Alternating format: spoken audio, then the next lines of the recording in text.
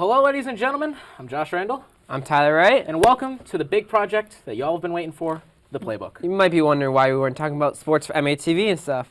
This is why. National sports. Yes. We're moving up in the world. Not only New England, we're talking West Coast teams like the Warriors, rookies in the NBA. Everything. We're talking about everything thing. with national sports. Everything. All right. Anyways, on to our first question. Tyler, the Golden State Warriors, they're doing less than good right now. Is the dynasty over? I believe so, yeah. You think so? Why? Well, if you look at it, okay? They're over-exaggerated. The Warriors lost Durant to go to play with his friend Kyrie in Brooklyn. Yep. Clay's injured, Yep. ACL. Okay. Draymond Green's injured with something about his hand or something, a couple more games. I think his finger, yeah. So is D'Angelo Russell. Yep. And not only that, So the Curry. biggest player on their team in franchise history is out for 3 more months, Stephen Curry. That is What can true. they do without him? Yeah, that Eric Pascal guy, yeah, he dropped 32 points. They won. Yep. They're 1-6, I believe, Yeah. or 2-6. They're not doing good at all. I don't think they're going to make playoffs. No. If you look at it, the Warriors are not averaging points they used to average. They don't have their star players. It's like we're back in 2011. Yeah. Derrick Rose is good. Mhm. Lakers on top. Yep. Dwight Howard is second in blocks per game. Yep. And the Warriors suck. Yeah, the Yeah. Warriors suck. They do. There's only one positive thing about the Warriors so far, is that their injuries are opening up new opportunities for other players. That is true. Like, got other people to shine now. We have that Pascal guy who's emerging. He dropped against the Blazers. He dropped 34 points. He was 4 for 6 from deep. Yep. 21 of 27.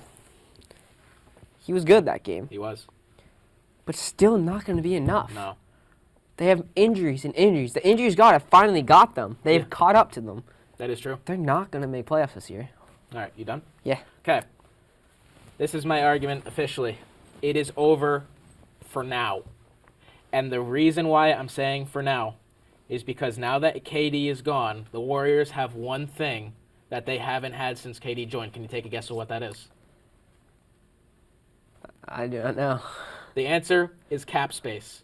Ooh. Free agency 2020 is a big free agency with the names of Serge Ibaka. We got DeMar DeRozan, Gordon Hayward, Andre Drummond, Mike Conley, Draymond, who's already re-signed his contract, and Anthony Davis. Next year he will be. All gonna be free agents this year. The Golden State Warriors have that cap space, and even when Klay Thompson comes back, he's still signed a new contract. Curry still has a couple more years. D'Angelo Russell's still gonna be there. That team, I think it might come back next year.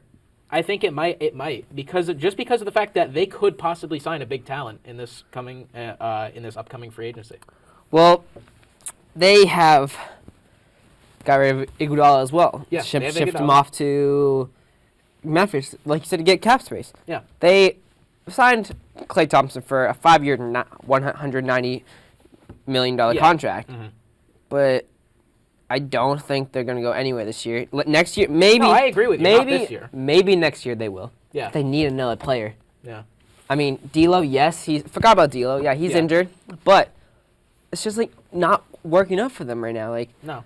The everyone, injury gods are definitely against them. when they signed D'Angelo Russell, everyone's like, "Oh my God, Warriors are back on top. Who needs Kevin Durant?"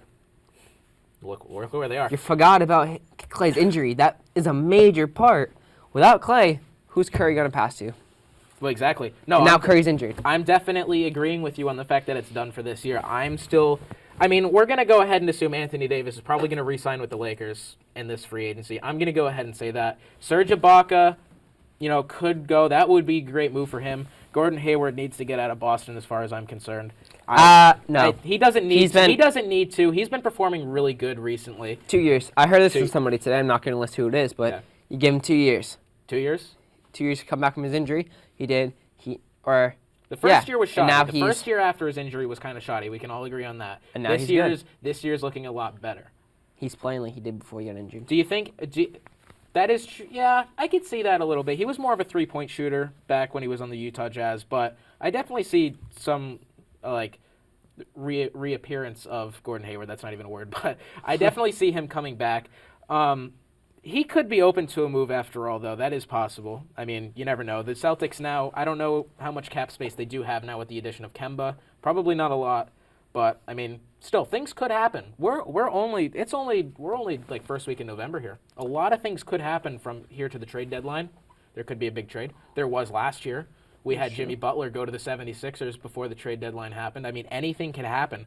But I think the Golden State Warriors, their only hope right now is free agency and draft picks, because there's no doubt they're probably going to have a good draft pick this year unless they trade it away. I mean, unless they don't tank and all of a sudden they like these new They're tanking opportunities. at the moment, but yeah. Well, what if these new opportunities give them good luck and stuff? Like then they won't get the number one draft pick. Well, But I do agree with you. If they do tank, they will have cap space and picks. yeah. No, this Warriors team is going to go through a rebuild, whether you like it or not. And I think a lot of people don't want to hear that just because of the fact that everybody's been sick of this Golden State Warriors dynasty that they've had for since like 2012, even 2012. Let's say this is the beginning of that. However, I do see this team coming back in the near future. Maybe not this year, maybe not next year, but in the following years, there could be a big resurgence in the Golden State Warriors. And I think that is something that every team needs to look out for, especially with the Lakers. You know, that team, really old. I don't think anybody could agree with that or could disagree with that. LeBron James is like 35. You got, who else you got? You got Dwight Howard. You got Rondo. That's true. That team is going to need youth. So, yeah, I think this year is just going to be a rough year for the Golden State Warriors, no matter what team you support, no matter what you think about that team. It's just going to be a rough year for them, and I think that's just the reality of it. Well, it's hard to say. This Warriors dynasty. Yeah. It's probably the greatest since the Celtics. Since the Celtics? Maybe. Yeah, I guess I could agree with that. They've got lucky up players and injuries. Yeah. Half of their championships were off injuries. Yeah. Or like LeBron, for instance, they lost LeBron, then they go the next year to get a championship. Then they sign a superstar to win a championship. He stays for 2 years, gets 2 rings, and he's out. Mm-hmm. And then I don't think the Warriors were prepared for that. I think the Warriors were prepared to keep him long term and win more championships. And now that he's gone, Clay's injured, Curry's injured, D'Angelo Russell's injured, and Draymond Green is injured. I don't think they've ever expected this to happen. They are not ready for this. I just think that the injury gods particularly hit the Golden State Warriors. First of all, at a rough time in the season, going into the finals, and they hit him big too. You know, KD he had lots of bad with that. Clay, KD shouldn't have been playing. Clay was injured. That just happened. I think that honestly, if that injury curse never happened with the Warriors, the team, I'm pretty sure KD probably could have stayed if Kyrie didn't go to Brooklyn. He probably would have stayed, and the Warriors would have probably won that championship. Oh, I strongly believe that they would have won the championship if they had a full healthy squad. Oh yeah, because you have that's the reason Durant, why they didn't win. You have Durant guarding up on Kawhi. You have Klay Thompson guarded by who? Exactly. Draymond Green, yeah. Yeah. And then you have Curry being guarded by either Fred VanVleet or Kyle Lowry. Yeah. No, I think if it wasn't for the injury gods, the Warriors probably would have won that championship, and the team would have probably looked the same this year. Yeah. All right, we good on this? Yeah. All right, let's go up to our next question. Tyler, the Pats took a heavy, heavy L against the Ravens last week. Is this the wake-up call for the New England Patriots? Yes. Yeah, you think so? I'm not saying that because I'm not a big Patriots fan. Mm-hmm. I mean, I'm not going to be biased, but yes. Yeah. They have.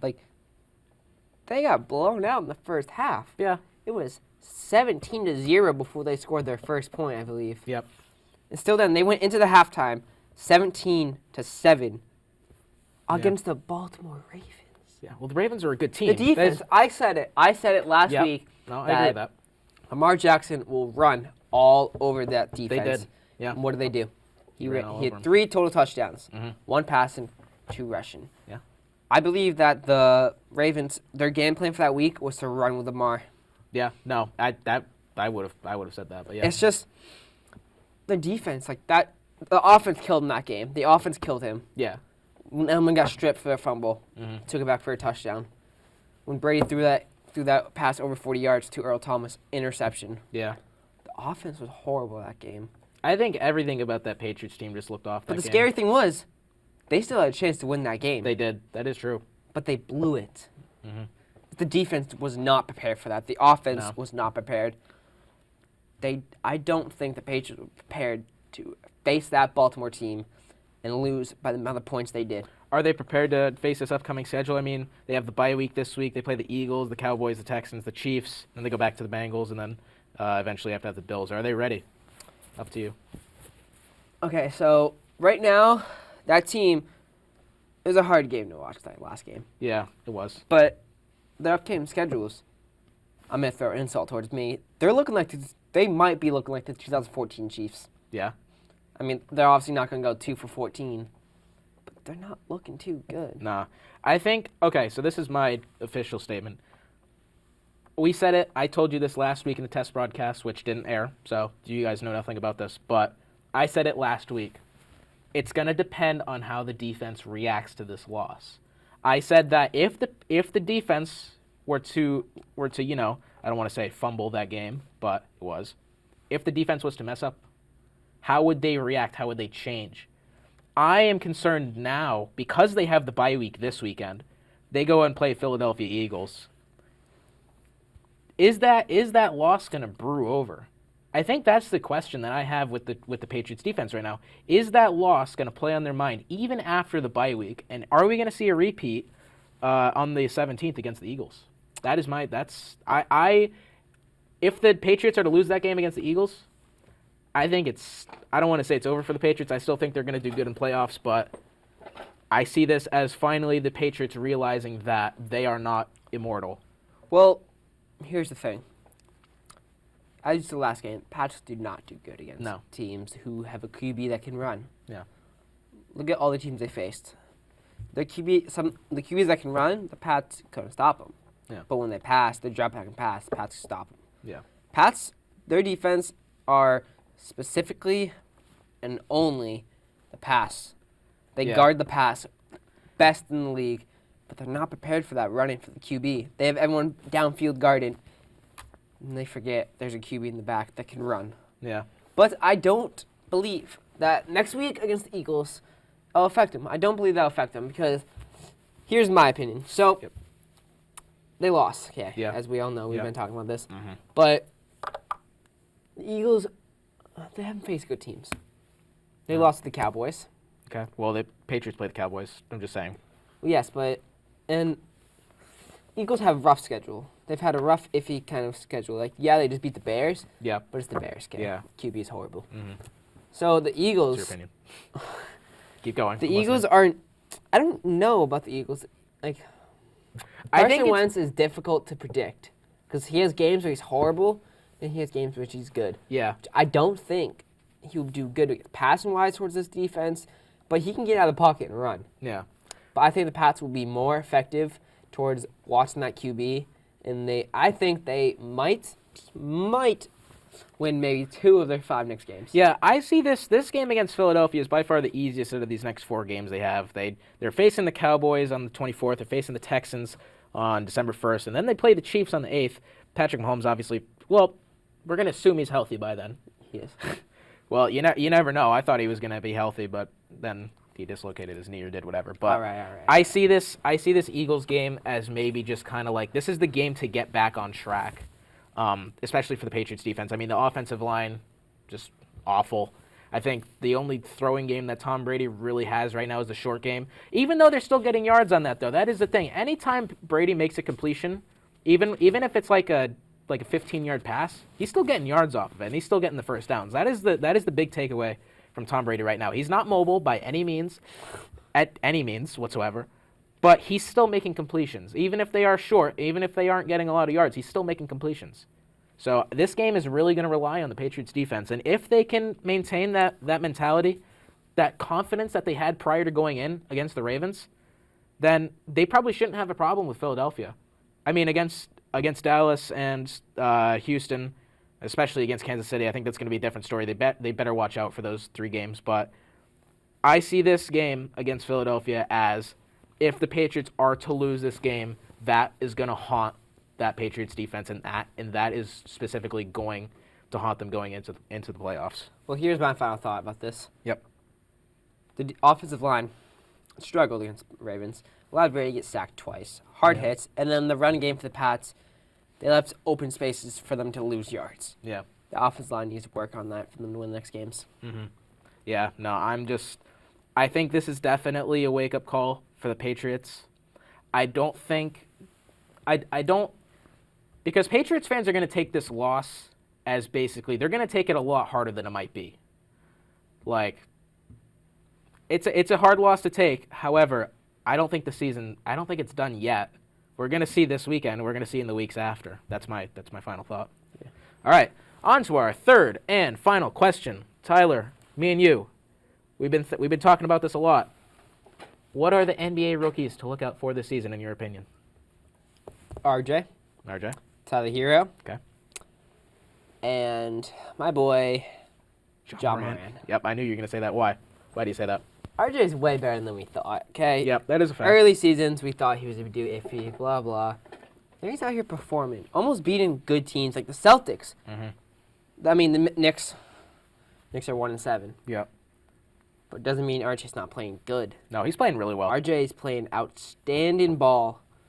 He is ranked 4th in the Kia rookie ladders. Yep. And then we have Tyler Hero, who's not really on that. But then we have John Moran, who's number 1. Yep.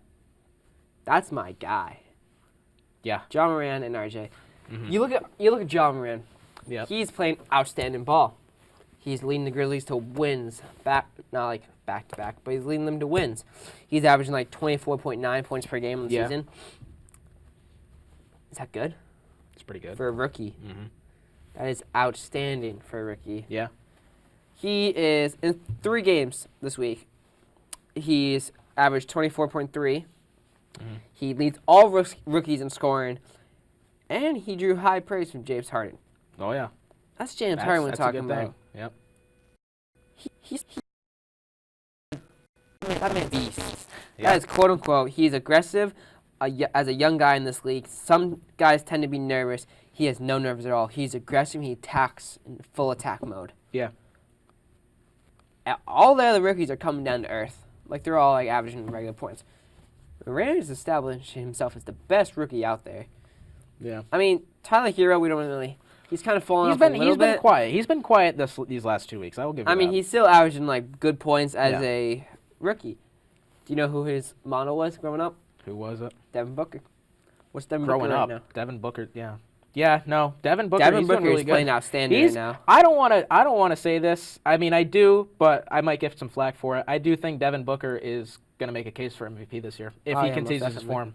So anyways, I just want to bring this up. The top 5 rookies currently, that being P.J. Washington, Eric Pascal, Kendrick Nunn, R.J. Barrett, and John Morant. Interesting statistic to bring up. They are all within 5 points per game average, at least for these. This stat says all stats are games played through November 5th. So currently these players are all within an average of 5 points per game of each other. I mean, you look at P.J. Washington's got 6.5 rebounds. R.J. Barrett's got 6.5 rebounds. John Morant's got 5.5. These players are playing really good. The one player we have not seen yet that I was excited about, Zion Williamson. Now, let me just tell you, Zion Williamson, by far, drew the most hype out of any college player since I can't even remember then. He has drawn so much hype, and he's been injured twice since joining the Pelicans, since being drafted. And this most recent injury, he's out for 6 to 8 weeks. I am sensing a terrible, terrible trend with Zion Williamson. I don't want to see him keep getting injured because I do think we saw it even if it was like the couple preseason games he played. He still looked really good. He still looked athletic. He still looked like he could compete in this league, which is not an easy thing to do for college freshmen going straight into the league. That's not an easy thing to do whatsoever. But if he keeps getting injured, that's going to make him that's going to ruin him. It really will. I don't want to see Zion Williamson become like the Derrick Rose of the NBA. Derrick Rose played really, really good, and then the injury happened. And, only now is he coming back to I don't want to say his full potential, but he's getting there for sure. I am really worried about Zion Williamson. I really am. I want to see him succeed because even with him and I think R.J. Barrett also played on Duke, right? I'm not wrong about that. That was like the power duo of college basketball. Yeah, they still lost, I believe, in the Final Four, but it was still really fun to watch that duo, and it was really fun to watch Zion and all the things he did, even on the defensive end. Yeah, he was performing in the offensive end, but he was performing in the defensive end as well, and once he comes back, that is going to be a valuable asset to the Pelicans. But he needs to come back, and he needs to stay healthy. I really think Ja Morant and R.J. Barrett and all these other guys, I think they're doing really good. Kendrick Nunn is the biggest surprise. I didn't even know who the guy was until this stat. He's averaging 18.3 points per game. He's just broke some record that he's almost tied KD with. I think it was over 100 points within the first 5 games. Yeah. I think that's really impressive. 2 points off. He currently has the most points total out of any rookie right now. I think prior to this last game that was played last night, this past week, I'm pretty sure that was the statistic. But my eyes are still on Zion Williamson, and until he can perform and until I can see him perform in 6 to 8 weeks, that is still my guy to look out for. If he gets to that point where he comes back and he's still not perfect and he's still like kind of underperforming a little bit, then I still think Ja Morant's the guy to beat. Well, here's the thing about Ja. As you know, I like him a lot. Yeah. But he's the Mahomes of basketball. He risks his body every game out there. But that's Did you see the Rockets game? I did.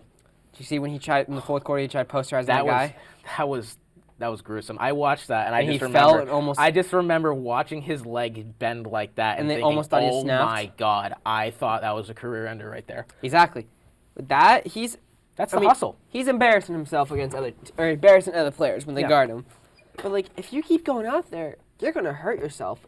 You're gonna fall off the top. You're not gonna be able to come back. Yeah. I mean, he's built like a soccer player. No offense to soccer Yeah. players. He's 174 pounds, Yeah. No, he's tiny. and he's But he's in athletic. the paint like a bull. Yeah. He's rushing guys. He's attacking no matter what. Yeah. He's almost impossible to catch. You blink, he's gone. Yeah. He is fast, athletic, and he's in full attack mode the whole entire season so far. I feel like he will continue to go attack mode, but if he gets risky with his attack mode, he'll injure himself. And we were talking about that last week in the test run as well, the test broadcast, which again didn't air. We were also talking about Zion, bringing it back to Zion, along with the injury thing, though, what you just said, because that's a good point. Zion is a power forward. He's playing against much larger guys than him. Zion's a big boy, don't get me wrong. But Big there boy. are much larger kids than him out there. And I say kids, players. But, yeah, I think that the paint is especially deadly with, what'd you say, Ja? Or was it R.J. Barrett? Ja. Ja. I think it's going to be rough for him just with how little he is, and he's going in the paint with people such as, Ibaka, Draymond, even though Draymond's injured. That's going to be rough for him. It's going to be interesting to see if he lays off or not in those games, because as you're saying, I watched him nearly kill himself during that game against the Rockets when he tried to posterize You know who he reminds me of? who? Russell Westbrook. Russell Westbrook. Why do you say that? He scores, rebounds, passes, aggressive. Okay. Even John Moran says he plays basketball. He focuses basketball off Russell Westbrook because he's his favorite player. Okay. The comparison's so similar. Besides the dribbling, when you see Ja dribble, Yeah. you think he barely touched the floor. Yeah. But when you see Russ dribble, he pounds that to the ground. Like, Yeah. I would hate to be the ball. Oh, but Russell Westbrook is one of the most athletic players to touch the NBA floor yeah. ever. And Ja focuses that off him. He will full on attack mode. I mean, earlier in that game, he was able to dunk over PJ Tucker off of a putback. Mm-hmm. The difference between Morant and Westbrook is that Westbrook is built like a Greek hero, all big muscles, broad shoulders, but he's only 190 pounds. Yeah. Moran is small in stature, made of gentle and fluid-like lines. Yeah. Like he's like not big and stuff. Mhm. But even Kyrie Irving, who's artsy like that, Yeah. I think Ja Morant is a combination between Russell Westbrook and Kyrie Irving. Mm-hmm. They are similar in everything. The big attitude like Russell, small frame and athletic like Kyrie Irving. Yep. Put Russ and Kyrie together, I think you have Ja Morant. I just really hope, I don't care who wins Rookie of the Year. I think it's a really even class. I just hope they don't fall into a sophomore slump. Like, all these rookies, I don't care what rookie I don't care who you are as a rookie. I don't care if you're top 10, first round, second round. You're going to play your hardest in your first year. Yeah, that's what we're correct. seeing out of all of these rookies. I just hope they continue that form, and I hope that nothing happens to them. I hope they stay healthy, because if so, this NBA has got a bright future. I'm loving these rookies that are coming out these past 3 years. I'm loving every single one of them. I just hope it stays that way, because I really want to see this new generation of NBA players come up, and I really think it could happen. See, I like RJ. Let's wrap it up here, too. Yes, but like I like RJ. I'm hopping on the Jaw train. Jaw train? I'm hopping on that bandwagon train. I respect He that. is a great player, and he has all the talent in the world. Yep. That's all I got to say about Final him. thoughts? Yeah. All right. Well, thank you for tuning in. We'll be back in, 2 weeks, right? Yeah. 2 weeks. See you then. Peace.